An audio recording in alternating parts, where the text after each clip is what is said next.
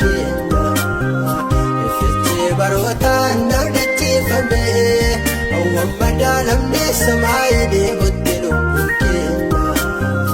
maranaa ta'ulii nu yaadachume alangaan rakkinaas nu miidheera jabaannee nu kaanaan akka bitobsina inni mindaa badaasa tolootaaf qophaa'e ijaan yoo margina kufi tolfina alangaan rakkinaas nu miidheera jabaannee nu kaanaan akka bitobsina argi haaraadhaan baafannaan roobsu keessa keenya maqaanoo bilisoomse yoo faarsina.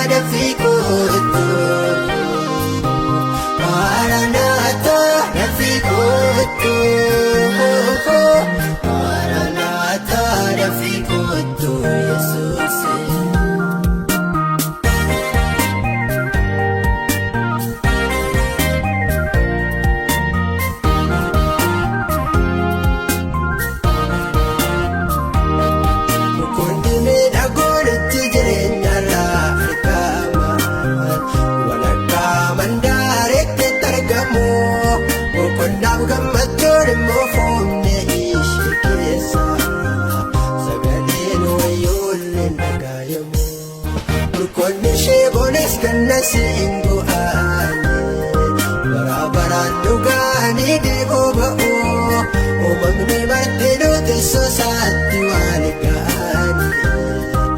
jedhuulichaan garannaa ga'uu hin turiine dafii kootu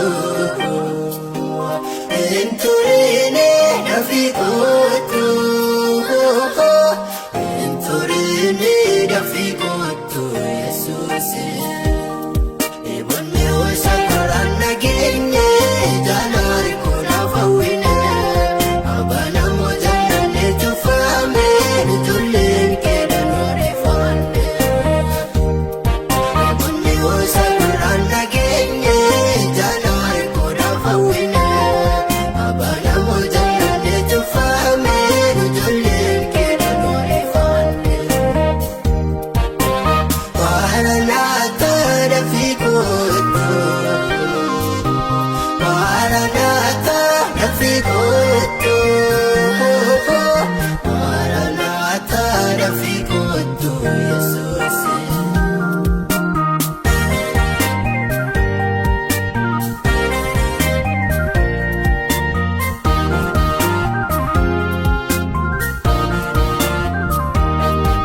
Kan darbe lumni jechuunis jiru keessa itti caala gammachuun jiraattota achi keessa hedduu nama tola jireenya isaa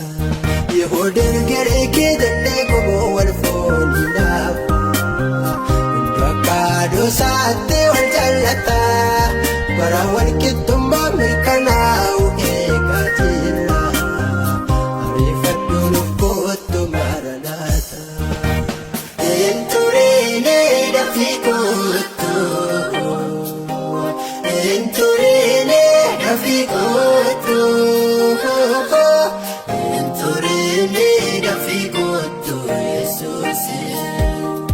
eebonne osa qoraan nageenye ijaan arguudhaaf hawwine abbaa namoota namni tufaame ijoolleen keedhaan odeeffanne eebonne osa qoraan nageenye ijaan arguudhaaf hawwine abbaa namoota namni tufaame ijoolleen keedhaan odeeffanne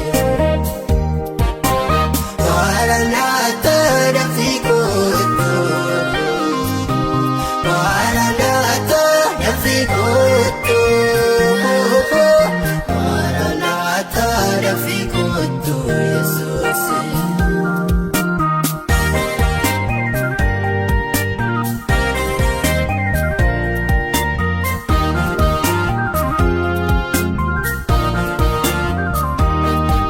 Koofamnaan bulu tasumaan jiru jannati jecha hundumtiin utuuleeruuf kennamu lammata bu'uuf dhiphachuun deebi'een argamu dhibeen keenya sitti yaadatamu gochoo biqilfannee qilleensootarra ol barreenne addunyaa cubbuttee hin qubne daawwannaa teessoo hoolachaa jaala bakka buufataa godhaanne darbiineef barooma baraan jiraanna hin turine dafii kootu hin turine dafii kootu hin turine dafii kootu Yesuusi